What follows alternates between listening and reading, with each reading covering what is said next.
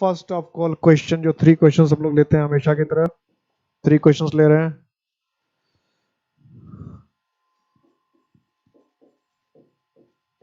Many of the guests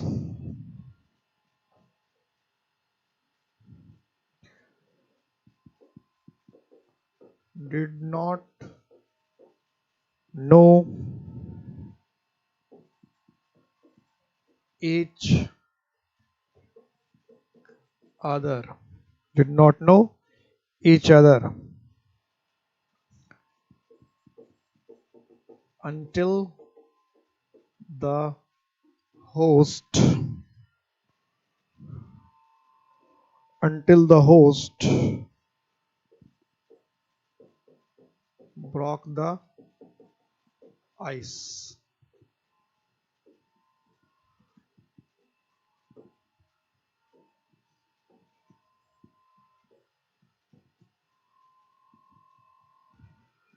और no error का option तो हमेशा रहता है, इसमें कोई बात ही नहीं है. नो एरर का ऑप्शन हमेशा.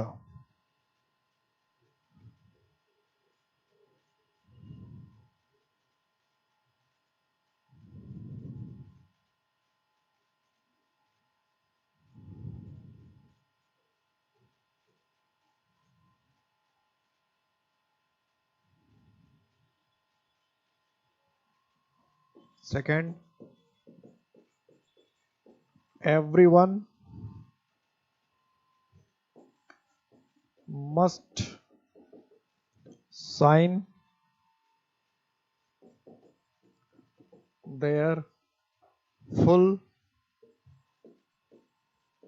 names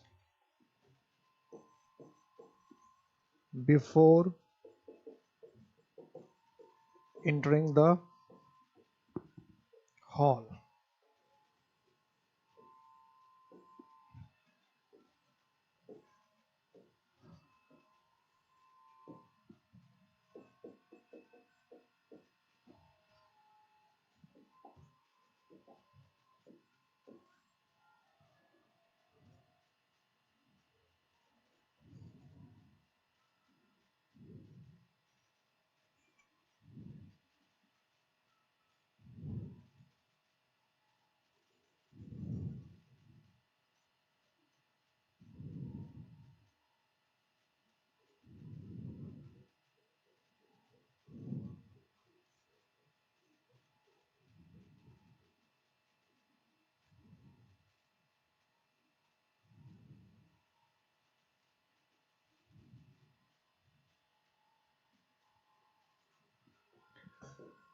Everyone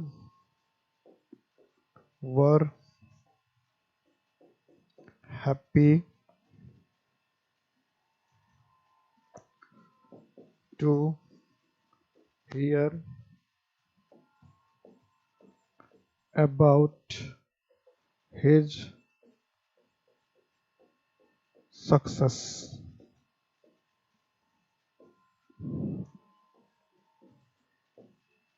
ए, बी और सी. कोई गलती नहीं तो नो एरर.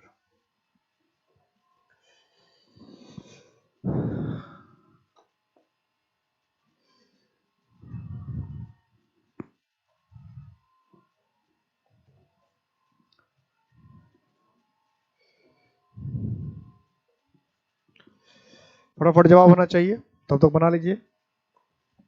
1-2 मिनट का वक्त मैं दे रहा हूँ. Many of the guests did not know each other until the host broke the ice. Everyone must sign their full names before entering the hall. Everyone were happy to hear about his success.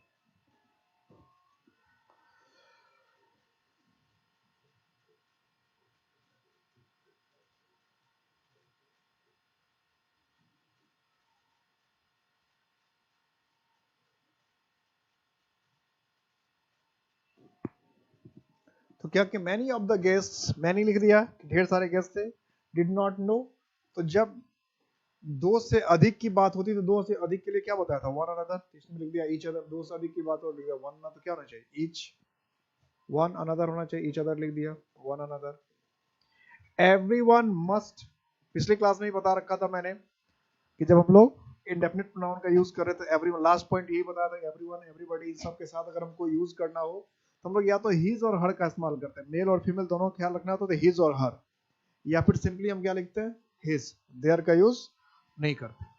और उसके बाद everyone बता रखा था, everyone है, someone है, somebody है, anyone है, एनीबॉडी है, इन सब के साथ वर्ब हमेशा क्या होता है, इन सब के साथ वर्ब हमेशा सिंगुलर होती है, क्या होना चाहिए, तो वर्ब की जगह वाज, यानी फर्स्ट में क्या है, बी पार्ट में एरर है, सेकंड में भी क्या है, बी पार्ट में एरर है, और थर्ड में क्या है, ए पार्ट में एरर है। ठीक है। एक, इससे पहले कि मैं आपको इंट्रोगेटिव नाउन प्रोनाउन पे मैं चलूं, एक चीज बताना है और बहुत इंपॉर्टेंट है, वो क्रूशियल है, कि एक प्रोनाउन ऐसा है वन, फिर मैं इंट्रोगेटिव पे आ रहा हूं, वन, ये एक ऐसा वर्ड है जो इंडेफिनिट प्रोनाउन की तरह भी काम करता है और डिमोन्स्ट्रेटिव प्रोनाउन की तरह भी काम करता है, जरा इसको समझ, इस पर एक्स्ट्रा, और ये एडजेक्टिव की तरह भी काम करता है। मैं आ रहा हूँ इंट्रोगेटिव पर आऊंगा, लेकिन ये इससे काफी क्वेश्चन पूछता है, इसलिए इसको थोड़ा ध्यान स्पेशली समझना है, अलग से समझना है कि वन एक ऐसा वर्ड है जो एडजेक्टिव भी है, ठीक है, एडजेक्टिव भी है। जब एडजेक्टिव है तो वन का मतलब क्या होता है, एक, ये तो पता ही है, और उसके बाद ये क्या करता है कि ये इंडेफिनिट प्रोनाउन की तरह भी यूज होता है, इंडेफिनिट, इंडेफिनिट प्रोनाउन की तरह भी यूज होता है, जहां वन का मतलब क्या होता है, एवरीवन, जहां वन का मतलब क्या होता है, एवरीवन, प्रत्येक, सभी, और इसके साथ साथ वन जो है कभी कभी क्या होता है, डिमोन्स्ट्रेटिव प्रोनाउन की तरह भी यूज होता है, ये खासियत है वन की, जरा इसको ठीक समझ लेते हैं, इससे क्वेश्चन पूछता है, इसलिए मैं बार बार लिख रहा हूं इसको, तीनों को मैं थोड़ा समझाया। वन कैसे कहता है, I have one problem, one problem या ए प्रॉब्लम एक ही हुआ तो ज्यादा ए लिखते हैं, वन बॉय, वन मैन, तो ये एडजेक्टिव हो गया। डिमोन्स्ट्रेटिव प्रोनाउन की तरह कैसे होता है वन, जैसे आप लिखते हैं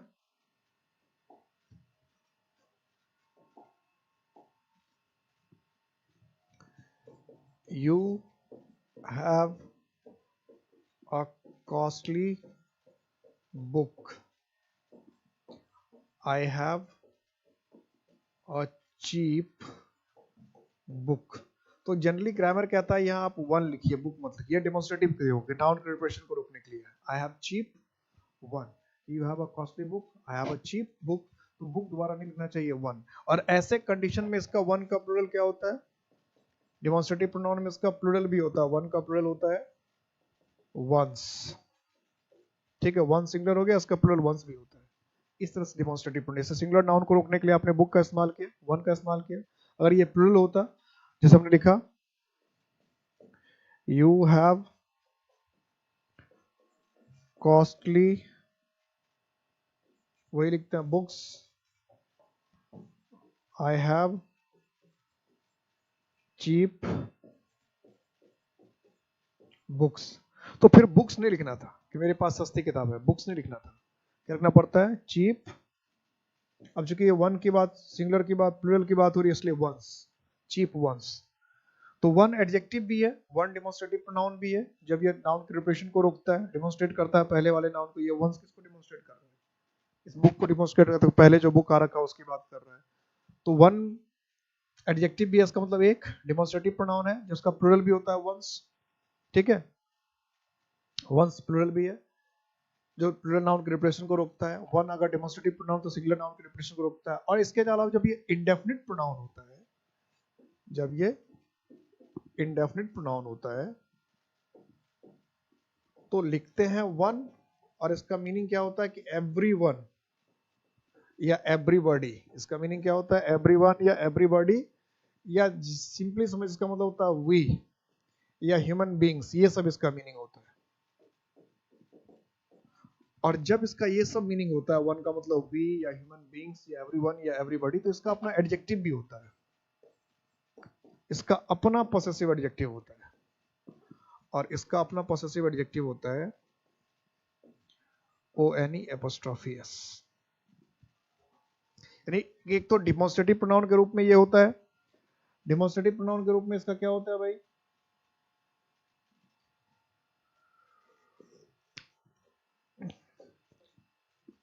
तो डिमॉन्स्ट्रेटिव प्रोनाउन के रूप में इसका मीनिंग होता है कि नाउन के रिप्रेजेंटेशन को रोकना, सिंगुलर पे, और जब इंडेफिनिट है तो इसका मीनिंग क्या हो जाता है, everyone, everybody, we, human being, सभी के लिए। और फिर ऐसे केस में इसका अपना एडजेक्टिव होता है वंस, जिसका मीनिंग हुआ अपना। जैसे हम किसी को कहना कहते हैं इंसान को अपना वचन निभाना चाहिए, या हमें अपना वचन निभाना चाहिए, या हम सभी को अपने माँ बाप की सेवा करनी चाहिए, तो इसको हम कैसे बोल सकते हैं, इसको एक तो ऐसे बोल सकते हैं, we should respect our parents. ये तो हुआ कि हम कहते हैं कि हमें अपने माँ बाप की सेवा करनी, रेस्पेक्ट करना चाहिए, या इंसानों को अपने माँ बाप का रेस्पेक्ट करना चाहिए, या सभी को अपने माँ बाप का रेस्पेक्ट करना चाहिए। तो हम क्या लिखते हैं, वी लिखते हैं, वी का इस्तेमाल किया हमने।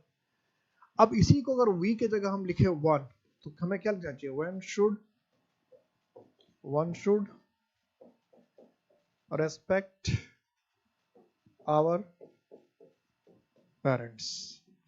ऐसे क्वेश्चंस कई बार आ चुके हैं, या लिख देगा one should respect his parents, one should respect our parents, मतलब कई बार कई तरह से पूछेगा, कई बार और कई तरह से पूछेगा, कई बार और कई तरह से पूछता है, one should respect our parents या one should respect his parents, कई बार कई तरह से पूछता है।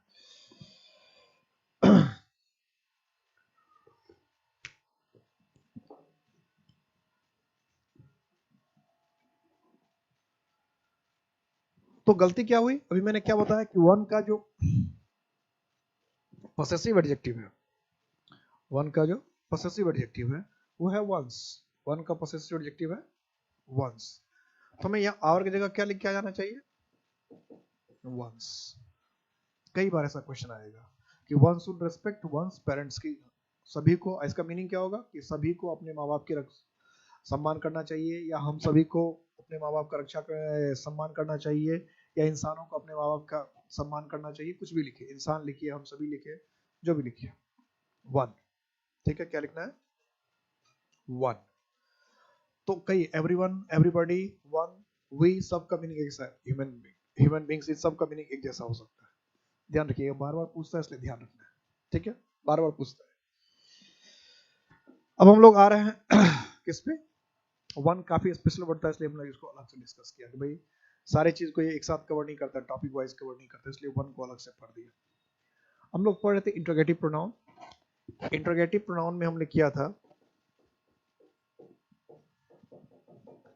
इंट्रोगेटिव प्रोनाउंस में हमने अभी तक किया हु का यूज, किसका यूज किया, हु का यूज किया। और हु में क्या बताया कि भाई ये लिविंग थिंग के साथ करना है, सिंगुलर और प्लूरल में इसका इस्तेमाल होता है, और सबसे इंपॉर्टेंट है कि डू डज डिड का हेल्पिंग वर्ब के रूप में इसमें इस्तेमाल नहीं होता है, हेल्पिंग वर्ब के रूप में इस्तेमाल नहीं होता है, मेन वर्ब की तरह हो सकता है। इंट्रोगेटिव नेगेटिव हो तो डू डज का इस्तेमाल हो सकता है। और हु का मतलब क्या होता है, कौन।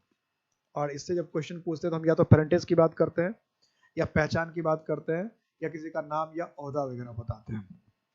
ठीक है, इतनी बात क्लियर है।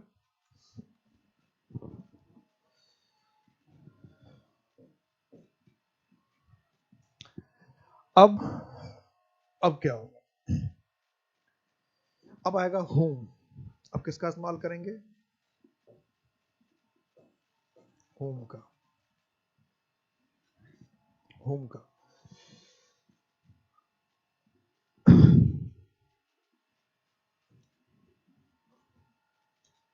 होम के इस्तेमाल में भी सबसे पहले कंडीशन है कि होम का इस्तेमाल हम किसके लिए करते हैं, लिविंग थिंग्स के लिए। लिविंग थिंग्स कहने का मतलब क्या, ह्यूमन बींग्स, मानव।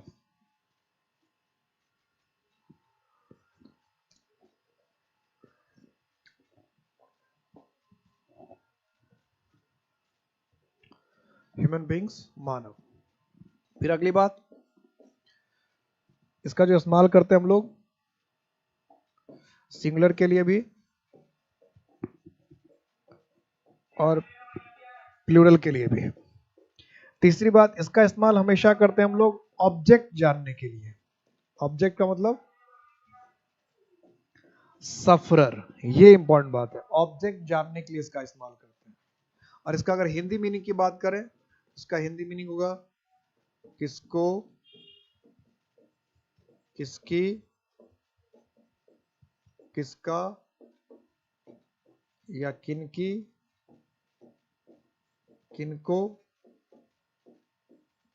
या किनकी। जब ज्यादा रिस्पेक्ट देना रहता तो हम किनका, किनकी, किनको पीट दिया, किनको बुलाया है, किसकी, किनकी मदद कर दी। नॉर्मल पूछना रहता तो किसकी मदद की, किसको पीट दिया, किसको बुलाया या किससे बुलाया, ऐसे होता किससे बुलाया, किसे, किससे बुलाया, किन्हें बुलाया, किन्हें, ये सब वर्ड यूज होता है हिंदी का। और इन सब का इंग्लिश क्या है, होम। किन्हें, किसे, किसको, किसकी, किसका, किनकी, किनको, किनकी, इन सब का इंग्लिश क्या होता है, होम। या अगर होम लिखा हो तो आप ये सब मीनिंग निकाल कर देखिए, अगर मीनिंग निकल रहा है तो ठीक है।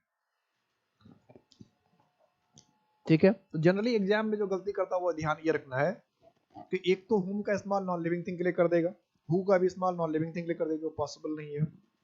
और दूसरी बात क्या करता है, दूसरी गलती क्या करेगा कि सब्जेक्ट के लिए इस्तेमाल कर देगा। तो होम का इस्तेमाल हमेशा ऑब्जेक्ट के लिए और हु का इस्तेमाल हमेशा सब्जेक्ट के लिए। हमने कहा तुम किसको पसंद करते हो, तो क्या होगा, whom do you like।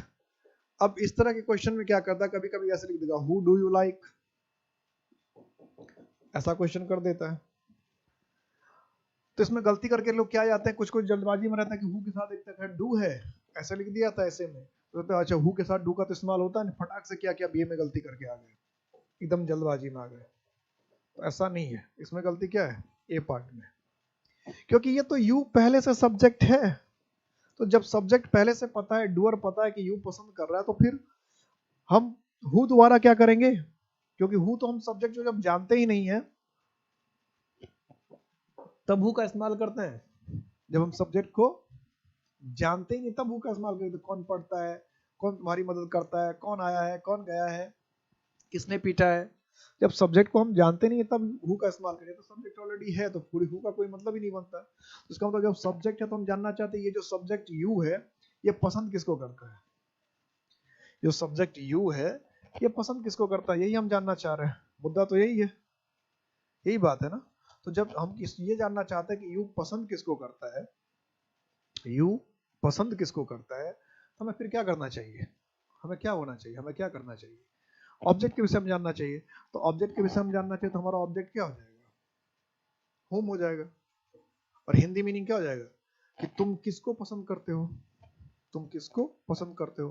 हमने कहा तुमने किसको पीट दिया, किसे पीट दिया, हिंदी लिखते जाइएगा, क्या होगा, होम डिड यू बीट। और इसका हिंदी मीनिंग क्या हुआ, होम डिड यू बीट का हिंदी मीनिंग क्या हुआ, तुमने किसको पीट दिया, तुमने किसको पीट दिया, तुमने किसको पीट दिया, होम डिड यू बीट, तुमने किसको पीट दिया। क्लियर है, कोई ज्यादा परेशान नहीं है। तुमने किसको, उसने किसको बुला लिया, किसे बुलाया, किन्हें बुलाया, तो whom did he invite। या ऐसे पूछ देगा उसने किनको किनको बुलाया, तो किनको किनको और किसको किसको लिख देगा तो फिर परेशान नहीं होना, किनको किनको, किसको किसको, किसे किसे, इस सब में कोई फर्क नहीं पड़ता, सब में होम ही होगा। किनको किनको, किसे किसे, ये सब वही होगा। किनको किनको है तो भी क्या होगा, होम ही होगा। किसे किसे है तो भी, उसने हमने कहा उसने किसे किसे किसको किसको बुलाया है, उसने किसको किसको बुलाया है, या उसने किसे किसे बुलाया, तो भी होम ही लिखना, किसे किसे, तो यानी किसे किसे बात सोच रहे हैं, किसे किसे का क्या बना है। ठीक है, तो होम डिड ही इनवाइट, उसने किसको किसको बुलाया, किसे किसे बुलाया, किनको किनको बुलाया, किनको किनको, किसे किसे, किसको किसको। सब में क्या करेगा, एग्जाम में हो लिख देगा। तीसरा जो इंट्रोगेटिव प्रोनाउन है हमारा वो है हुज। हुज का जो इस्तेमाल करते हैं हम लोग, इसका इस्तेमाल लिविंग थिंग के लिए भी करते हैं और नॉन लिविंग थिंग के लिए भी करते हैं। वैसे नॉन लिविंग थिंग के लिए ज्यादा बेहतर ऑफ विच माना जाता है। हालांकि ऐसा क्वेश्चन बहुत कम आता है, लेकिन कभी आ जाए तो नॉन लिविंग थिंग में ऑफ विच का इस्तेमाल जो है हम लोग बेटर करते हैं, ज्यादा बेहतर करते हैं। ऑफ विच का इस्तेमाल नॉन लिविंग थिंग के साथ, नॉन लिविंग थिंग के साथ ऑफ विच ज्यादा बेहतर माना जाता है। ऑफ विच, ठीक है, of which non living thing के साथ। हुज के साथ भी वही कहानी है क्या? सिंगुलर और प्लूरल में भी, दोनों में हुज। सिंगुलर हो तो भी और प्लूरल हो तो भी। सिंगुलर में भी, प्लूरल में भी। सिंगुलर में भी और प्लूरल में, दोनों जगह। सिंगुलर में भी और प्लूरल में।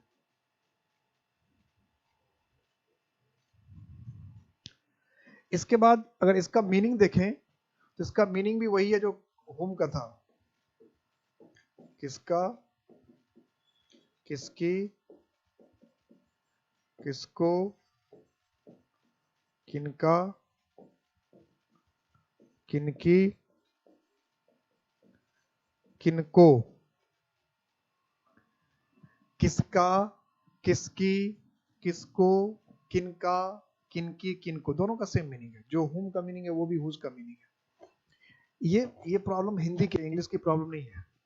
हिंदी में संबंध बताने का पहले मैंने बता दिया आपको, जब पोसेसिव प्रोनाउन पढ़ा रहा था मैं, उस समय भी मैंने बताया था, पर्सनल प्रोनाउन बता रहा था उस समय भी, कि हिंदी की समस्या है कि मेरा का मतलब संबंध भी होता है और मेरा का मतलब ऑब्जेक्ट भी होता है। उसने मेरी मदद की, ये ऑब्जेक्ट कैसे, या मेरी किताब ये संबंध है। तो हिंदी की प्रॉब्लम, इंग्लिश की प्रॉब्लम नहीं है।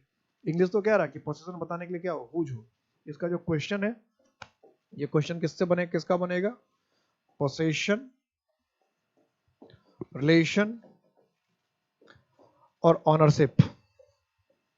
अब दिक्कत ये है, हिंदी में दिक्कत ये है कि हिंदी में जिस शब्द का इस्तेमाल हम पोसेशन, रिलेशन, ऑनरशिप के लिए करते हैं, उसी शब्द का इस्तेमाल, सेम उसी शब्द का इस्तेमाल हम लोग संबंध बताने के लिए भी करते हैं। तो आपको इंग्लिश में सावधान होना है। इंग्लिश में संबंध बताने के लिए जो वर्ड है वो है हुज। इंग्लिश में जो संबंध बताने वाला वर्ड है वो क्या है, हुज। और जो सफरर यानी ऑब्जेक्ट बताने वाला वर्ड है वो है हुम। इसलिए हिंदी में जो किसका, किसकी या किनका, किनकी, उसके दो इंग्लिश है, कभी हुम और कभी हुज। तो आपको देखना पड़ेगा कि किसका, किसकी, किनका, किनकी, किनको, इससे हम संबंध जानना चाह रहे हैं कि हम ऑब्जेक्ट जानना चाह रहे हैं। अगर हम ऑब्जेक्ट के विषय में, ध्यान से सुनना और लिख लो कि किसका, किसकी या किनका, किनकी, किनके से अगर हम ऑब्जेक्ट के विषय में जानना चाहते हैं तो इसकी इंग्लिश हुम है। और इससे हम संबंध के विषय में जानना चाहते हैं, संबंध, रिश्तों के विषय में जानना चाहते हैं, मालिकाना हक के विषय में जानना चाहते हैं, तो फिर इसी की इंग्लिश हुज है। किसका, किसकी, किनका, किनकी से अगर हम ऑब्जेक्ट के विषय में जानना चाहते हैं, सफर के विषय में जानना चाहते हैं तो हुम, और संबंध या अधिकार के विषय में जानना चाहते हैं तो हुज। तो हुज का काम क्या है? पोसेशन, रिलेशन, ऑनरशिप के विषय में क्वेश्चन पूछना। सिंगुलर में भी है, प्लूरल में भी है, और इसको ज्यादा समस्या नहीं, living thing, non living thing दोनों में ये इस्तेमाल होता है। अब जरा इसको हम लोग मीनिंग से देखते हैं। जैसे हमने कहा whose is this book, whose is this book, तो यह किताब किसकी है? और यह बिल्कुल सही सेंटेंस है। यह हमने कहा हुज आर दिस बुक्स, कि ये किताबें किसकी है या ये किताबें किनकी है। कभी कभी क्या होता है कि ऐसा सेंटेंस देखते ही लोग गलत कर देते हैं। स्टूडेंट, लोग कहने का मतलब स्टूडेंट।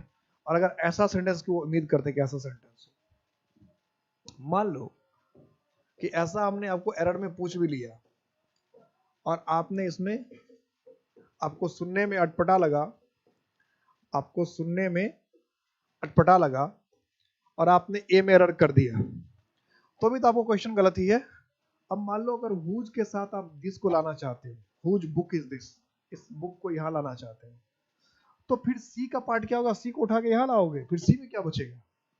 तो इसका मतलब पहले तो सी में गलती हुआ क्योंकि वहां से बुक उठाओगे, फिर ए में लाओगे तो ए में गलती हुआ, सेंटेंस ही खत्म हो जाएगा, बात ही खत्म हो जाएगी।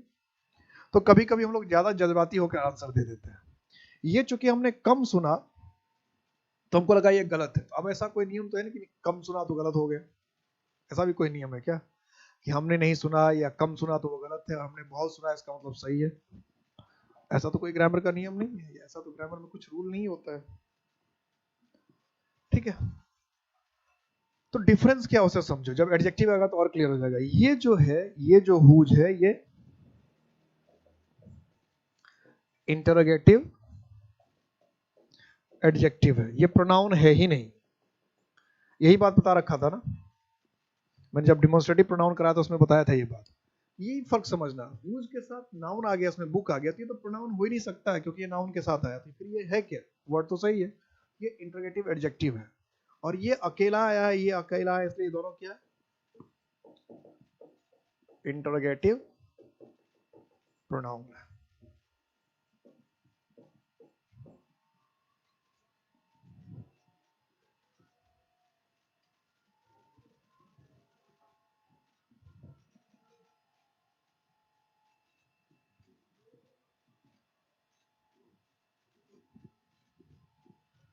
समझ आ गया? क्लियर है? तो हुज इज दिस बुक, यह किताब किसकी है, और हुज आर दिस बुक्स, ये किताबें किसकी है? दोनों क्या है? बिल्कुल सही है, दोनों ही क्या है? बिल्कुल सही है। इस दोनों में क्या है? ये इंटरोगेटिव प्रोनाउन है। क्या है? इंटरोगेटिव प्रोनाउन है, इसमें इंटरोगेटिव एडजेक्टिव है। इंटरोगेटिव प्रोनाउन और इंटरोगेटिव एडजेक्टिव। क्लियर? ये कहानी थी हुज की, और हुज सिंगुलर भी हो सकता है, प्लूरल भी है। यहाँ प्लूरल था तो यहाँ बुक्स कर दिया, यहाँ सिंगुलर था तो दिस बुक कर दिया, दोनों हो सकता है, सिंगुलर प्लूरल दोनों हो सकता है। इसमें सबसे खतरनाक जो होता है, सबसे खतरनाक वो आता है which। which इसको पूछने से पहले मैं एक सेंटेंस पूछ रहा हूँ, जब अभी तक पढ़ा उसका एक टेस्ट हो जाए। जैसे मैंने कहा, ये आया हुआ क्वेश्चन है, there are 2 telephone operators in the office. Do you want to meet? अब ये फिल द ब्लैंक्स का क्वेश्चन था, who, whom, which, the, whose। क्या करके आते हैं?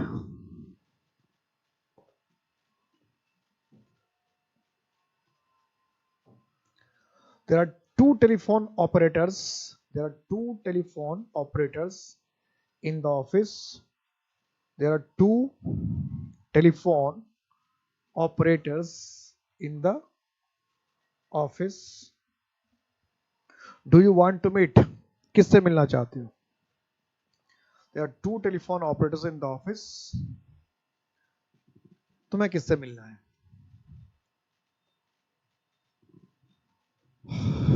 तुम्हें किससे मिलना है?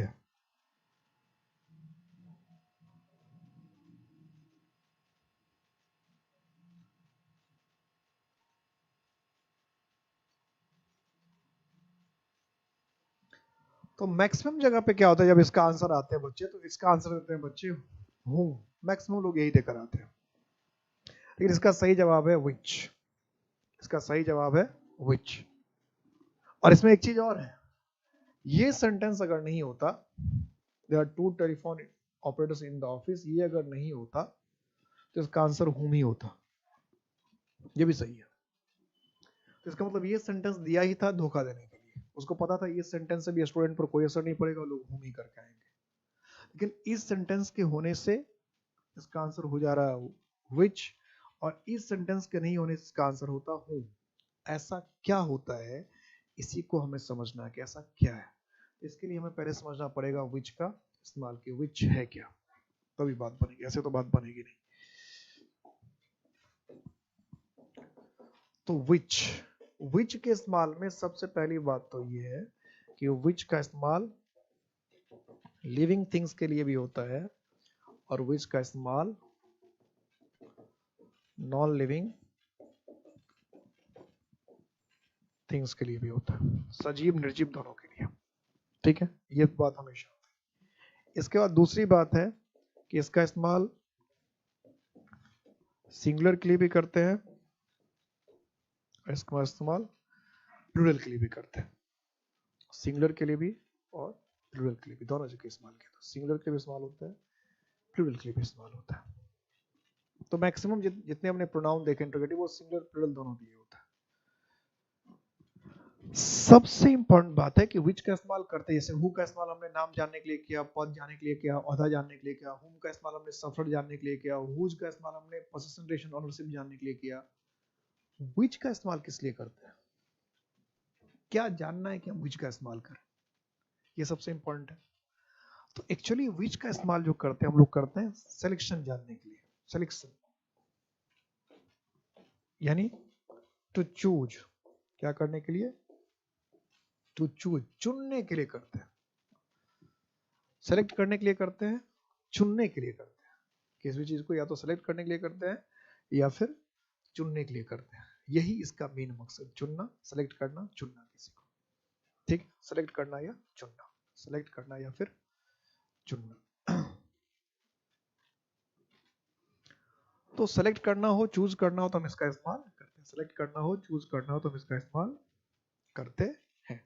सेलेक्ट करने के लिए, चूज करने। अब सेलेक्ट करना, चूज करने का मतलब क्या हुआ? तो इसका मतलब अगर हिंदी मीनिंग इसका निकालें तो हिंदी मीनिंग इसका हो जाएगा कौन सा या कौन सी या कौन से। ये कौन सा, कौन सी, कौन से या कौन कौन। जैसे कहते हैं ढेर सारी किताबें रखी मान लो सामने और कहते हैं इसमें से कौन सी किताब तुम्हारी है, कौन सी किताब तुम्हारी है। तो सेलेक्ट करना हुआ, ढेर सारे है उसमें से कहते हैं कौन सा तुम्हारा भाई है। 4-5 लोग खड़े हुए, कौन तुम्हारा, कौन सा तुम्हारा भाई है। 5 लोग बैठे, उसमें से कोई पूछता कौन से तुम्हारे पिताजी हैं। 5 आदमी खड़ा कर दे, किसने तुम्हें पीटा था, या किसमें से किसने तुम्हें मारा, किसने तुम्हारे साथ अपराध किया। तो सेलेक्ट करना, 5 आदमी दिया उसमें से सेलेक्ट करना है। तो जब सेलेक्ट करना होता है, चुनना होता है, तो विच का इस्तेमाल करते हैं। तो अभी जो ये सेंटेंस आया था इसमें दिया था देयर आर 2 टेलीफोन ऑपरेटर्स, कि 2 टेलीफोन ऑपरेटर्स हैं। अब उस 2 टेलीफोन ऑपरेटर्स में से हमें चुनना था कि किसको, किससे तुम मिलना चाहते हो। 2 टेलीफोन ऑपरेटर्स में से हमें चुनना था कि तुम किससे मिलना चाह रहे हो, किससे तुम्हें मिलना है, यही था ना, चुनना था। तो जब चुनने की बात होती तो हमें विच लिखना पड़ रहा है, और चुनने की बात है इसमें। और यही सेंटेंस अगर नहीं लिखा होता, there are 2 telephone operators in the office, ये सेंटेंस होता नहीं। डायरेक्ट हम तुम किससे मिलना चाहते हो, तो चुनने की बात नहीं, हम सीधा पूछ रहे भाई किससे मिलना। चुनना तो है नहीं कि 10 आदमी को हम ऑप्शन दे रहे हैं, उस ऑप्शन में से तुम मुझे चुनकर बताओ किससे मिलना है। ऐसा तुम ऑप्शन दे ही नहीं रहे। 10 का ऑप्शन देकर उसमें से नहीं पूछ रहे भाई तुम्हें, ऑप्शन तो नहीं दे रखा हमने कि भाई ये, या तो ऑप्शन दे रखा 2 टेलीफोन ऑपरेटर्स, उसमें से किससे मिलना है। तो अगर ये सेंटेंस हम हटा लें, there are 2 telephone operators in the office, तो चुनने का हम मौका ही नहीं दे रहे हैं। तो जब चुनने का मौका नहीं, तो हम सिंपल बिना ऑब्जेक्टिव, वो जिससे मिलना चाहता है वो व्यक्ति कौन है। तो जब सिंपल सा ऑब्जेक्ट जानना चाहते हैं, जिससे मिलना चाहता है वो व्यक्ति कौन है, तो ऑब्जेक्टिव किसका इस्तेमाल होगा, नॉर्मल क्या होगा, ऑब्जेक्टिव का केस का इस्तेमाल होगा। कोई ज्यादा इसमें समस्या नहीं होनी चाहिए। तो इस बात का आपको ध्यान रखना। कल को क्या करेगा, ऐसा सेंटेंस पूछ देगा, which is your father। तो जैसे लिखते हैं विच इज योर फादर, कुछ एकदम झटके में आ जाता है, विच इज योर फादर कैसे होगा, विच मतलब चुनना है। बाप को कैसे चुनेंगे, बाप भी 10-20 हो सकता है क्या, उसमें से चुनना पड़ेगा। ऐसा लोगों के दिमाग में आया था कि बाप भी 10-20, 15-20 हो सकते हैं क्या, 25-30 हो सकते हैं, उसमें भी चुनना पड़ेगा। तो बाप 10-20, 25-30 नहीं हो सकता, बाप को चुनने का नौबत नहीं है इसमें। विच इज योर फादर कहने का मतलब है कि 4-5 लोग बैठे हैं और आप सामने वाले के पिता को नहीं जानते कि उसके पिता कौन है। 4-5 लोग बैठे हैं और आपको पता नहीं है कि सामने वाले के पिताजी कौन है। तो ऐसे में आप नॉर्मली सवाल पूछेंगे भाई कौन तुम्हारे पिताजी है, जो सामने बैठे हैं उसमें से कौन तुम्हारे पिताजी है, कौन तुम्हारे पिताजी है। ठीक है, तो सही कौन सा हुआ? Which is your father भी सही हुआ, Who is your father भी सही है। लेकिन जब हम Who is your father कहना चाहते हैं, तो Who is your father अगर कहना चाह रहे हैं तो इसका मतलब कि हम ये जानना चाहते हैं कि भाई पिताजी किस तरह के व्यक्ति है, पेरेंटेज, जॉब, डेजिग्नेशन, ये सब जानना चाहते हैं, डेजिग्नेशन पद या ओहदा जानना चाहते हैं। और विच इज योर फादर कह रहे हैं, इसका मतलब हमें पता ही नहीं उसके पिताजी कौन है, 4-5 लोग हैं और उसमें से हम उनको चुनकर बताना है या इशारा करके बताना है कि इसमें से कौन उसके पिताजी है। ठीक है, कि 5 लोग हैं, हमें पता ही नहीं है कि भाई वो उसके पिताजी कौन है, तो उस 5 लोगों के बीच में से सामने वाला बताएगा अच्छा वो वाले जो है, वो जो टी शर्ट में है या वो जो शर्ट में है, वो जो घने बाल वाले हैं या जो कम बाल वाले हैं, वो जो स्मार्ट जैसे हैं, जो भी होता है वो मेरे पिताजी है। यानी 4-5 लोग हैं और उस 4-5 लोगों में से हमें बताना है कि उसके पिताजी, वो उसके पिताजी कौन है। समझ में आ गई बात? तो हु इज योर फादर भी बिल्कुल सही है। हु इज योर फादर कोई पूछे तो उसका बदले my father is prime minister, my father is Baahubali. Baahubali English में क्या कहेंगे?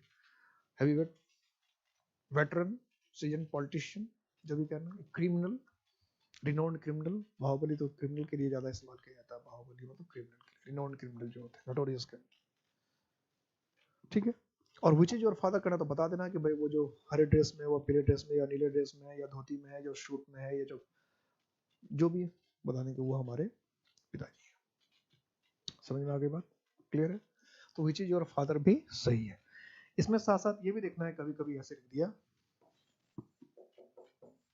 विच इज योर बुक, ये भी सही है कि कौन सी किताब तुम्हारी है, और विच आर योर बुक्स, ये भी सही है। इसका मतलब ये कौन सी, अगर ऐसा सेंटेंस आया तो दोनों में नो एरर करके आना है कि कौन सी किताब तुम्हारी है या कौन कौन सी किताब तुम्हारी है, कौन सी किताब तुम्हारी है, कौन कौन सी किताब तुम्हारी है। विच बुक इज योर्स, अगर हम ऐसा लिखते हैं विच बुक इज योर्स, तो ये भी सही है। लेकिन इसमें क्या कि विच विच अकेला आया दोनों में, इसलिए ये दोनों क्या है? इंटरोगेटिव प्रोनाउन है। ये क्या है? इंटरोगेटिव प्रोनाउन है। और इसमें विच के बाद क्या है? नाउन आ गया, इसलिए इंटरोगेटिव एडजेक्टिव है। ये विच जो है वो क्या है? इंटरोगेटिव एडजेक्टिव है। आइए, इंटरोगेटिव एडजेक्टिव। और यहाँ योर के बाद बुक आ गया, तो इसमें योर एडजेक्टिव है, पॉसेसिव एडजेक्टिव है। इसमें भी योर पॉसेसिव एडजेक्टिव, क्योंकि योर के बाद बुक्स आ गया। और इसमें योर्स आया, तो ये योर्स क्या है? पॉसेसिव प्रोनाउन है। बता रखा है पॉसेसिव प्रोनाउन में, ये पॉसेसिव प्रोनाउन, पॉसेसिव एडजेक्टिव। तो ध्यान रखना बस बातों को, जो जितनी चीजें पढ़ाई है उसको अगर आराम आराम से ध्यान से बात रखोगे तो कभी कोई दिक्कत होने ही वाली नहीं। तो ये कहानी थी इंटरोगेटिव प्रोनाउन की। ज्यादा समय नहीं लेता, ले तो ले, दूसरी क्लास चल रहा है, अभी से ज्यादा समय क्या लेगा? एक एक वर्ड इतना इतना टाइम लगता। पहले तो हम हु, हुम, विच को कुछ समझते ही नहीं थे। यहाँ पता लगा कि हु, हुम और विच को पढ़ने में 2 दिन लग गया ना, 2 क्लास लग गया। पहले तो हु, हुम, विच, जिसको जहां लगा है वो लगा दो। लास्ट में इसमें है व्हाट। लास्ट में क्या है? व्हाट। तो व्हाट का इस्तेमाल भी जो हम करते हैं वो लिविंग थिंग के लिए भी करते हैं और नॉन लिविंग थिंग के लिए भी करते हैं। अब यहां थोड़ी सी बात पे गौर कीजिए। इससे पहले जो हम लोग living thing non living thing use करते थे तो एक साथ ही लिख देते थे, living thing plus non living thing या लिविंग थिंग और नॉन लिविंग थिंग। इसमें हमने living thing non living thing को अलग कर दिया, living thing non living thing को अलग कर दिया। अब living thing non living thing अलग करने का यहाँ पर्पस क्या पर्पस, क्यों कर दिया living thing non living thing को अलग? तो इसमें लिविंग थिंग का अलग यूज होता है, नॉन लिविंग थिंग का अलग होता है। लिविंग थिंग से जब हम ये पूछते हैं तो यह जानना चाहता है जॉब, प्रोफेशन। तो प्राइम मिनिस्टर होना किसी का प्रोफेशन नहीं है, हेडमास्टर होना किसी का प्रोफेशन नहीं है, टीचर होना प्रोफेशन होता है, पढ़ाना प्रोफेशन हो सकता है। ठीक है, तो जॉब या प्रोफेशन अलग चीज है। ठीक है, और पद या ओहदा अलग चीज है। तो व्हाट से हम क्वेश्चन करते हैं किसी का जॉब प्रोफाइल जानने के लिए, जॉब करता क्या है आखिर। ठीक है, और नॉन लिविंग थिंग में इसका क्वेश्चन करते हैं हम लोग आइडेंटिफिकेशन करने के लिए। और व्हाट जो है ये और प्रोनाउन की तरह भी खुद भी है, ये सिंगुलर भी हो सकता है और प्लूरल भी हो सकता है, सिंगुलर भी हो सकता है और प्लूरल भी हो सकता है। ठीक है, तो लिविंग थिंग से अगर क्वेश्चन पूछ रहे हैं व्हाट से, तो इसका मतलब आप लिविंग थिंग के जॉब या प्रोफेशन के विषय में जानना चाहते हैं, वो करता क्या है। हु से क्वेश्चन पूछना चाहते तो आप ओहदा के विषय में जानना चाहते या पहचान जानना चाहते। विच से पूछते इसका मतलब आप सेलेक्ट करना चाहते, 4-5 लोग उसमें से सेलेक्ट करना चाहते हैं। क्लियर हो गया। हु से पूछ रहे इसका मतलब ओहदा जानना चाह रहे हैं या नाम जानना चाह रहे हैं या फिर किस तरह का व्यक्ति है ये जानना चाह रहे हैं। विच का इस्तेमाल कर रहे हैं इसका मतलब आप पहचान रहे हैं, 2-4-5 में से किसी को सेलेक्ट करना है। और व्हाट से क्वेश्चन पूछे इसका मतलब आप जानना चाहते हैं कि काम क्या करता है, जॉब क्या है, प्रोफेशन क्या है। और अगर नॉन लिविंग थिंग के विषय में पूछ रहे हैं व्हाट से क्वेश्चन लगा के इसका मतलब उसकी पहचान जानना चाहते हैं। इसको जरा एग्जांपल समझते हैं। जैसे हमने कहा व्हाट इज ही, या बचपन में देखिएगा लोग अक्सर पूछते हैं बच्चे से कि what is your mother, what is your father, ऐसा क्वेश्चन पूछते हैं। तो जब पूछते हैं व्हाट इज योर मदर तो बताते हैं my mother is a housewife या my mother is a teacher, इस तरह से बात करते हैं। तो हिंदी में तुम्हारी माँ क्या करती है, तुम्हारे पापा क्या करते हैं, हिंदी में पूछते तुम्हारे माँ क्या करते हैं करती है, तुम्हारे पापा क्या करती है, what does your father do, ऐसा नहीं पूछते। या what does your mother do, तुम्हारी माँ क्या करती है। तो इसको इंग्लिश में पूछते हैं कि व्हाट इज योर मदर, तुम्हारे पापा क्या करते हैं, तुम्हारी मम्मी क्या करती है, तुम्हारे पापा क्या काम करते हैं, तुम्हारी मम्मी क्या काम करती है। अगर ये पूछना होता है what work does your mother do, ऐसा नहीं पूछते। What work does your father do, ऐसा नहीं पूछते। What does your father do या what does your mother do, ऐसा बिल्कुल नहीं पूछते। इंग्लिश में हमेशा क्या पूछा जाता है, और कहीं ऐसा पूछ रहा था ये सत्यानाश है। किसी को पूछने का मन हो तुम्हारे पापा क्या करते हैं और आपने पूछ लिया कि what does your father do, तो गलत हो गया, तो एकदम गलत हो गया। या what does your mother do, एकदम गलत हो गया। क्या पूछना है, किसी से अगर आपको जानने की इच्छा कि भाई तुम्हारे पापा क्या करते हैं, तुम्हारी मम्मी क्या करती है, या तुम्हारे पापा का क्या काम है, तुम्हारी मम्मी का क्या काम है, तो आप पूछेंगे what is your father, what is your mother, या व्हाट इज ही। तो व्हाट इज ही हम लिख रहे हैं, इसका मतलब क्या, वो क्या काम करता है, उसका जॉब क्या, उसका प्रोफेशन क्या। व्हाट इज योर फादर का मतलब है तुम्हारे पापा का जॉब क्या है, तुम्हारे पापा का तब वो कहेगा my father is a house husband, या my mother is a house wife, या my father is a teacher, या my father teachers, my father is a doctor. Yes, ये सब क्लियर हो गया। आइडेंटिफिकेशन, पहचान। पहचान में क्या हुआ, जैसे हमने ये लिया हाथ में, या किसी ने कुछ कर दिया, कोई इंसिडेंट कर दिया, कोई घटना कर दिया, हमने पूछा व्हाट इज दिस, ठीक है, ये हाथ में कहा व्हाट इज दिस, तो हम क्या जानना चाहते हैं, ये क्या है, इसकी पहचान बताओ, ये क्या है। आइडेंटिफिकेशन तो जानना चाहते हैं ये चीज क्या है। हमने ये पूछा व्हाट इज दिस, हमने कुछ भी पूछा, हमने कहा व्हाट इज दिस, हमने कहा व्हाट इज दिस, तो पूछना चाहते हैं क्या है। तो किसी चीज के विषय में अगर कोई नॉन लिविंग थिंग है तो उसकी अगर आइडेंटिफिकेशन यानी पहचान अगर जानना चाहते हैं तो व्हाट से क्वेश्चन करते हैं, what is this, what is that, ठीक है। तो व्हाट से किया। या किसी ने कुछ कर दिया, बदमाशी किया, तो हम पूछते व्हाट इज दिस, क्या है ये।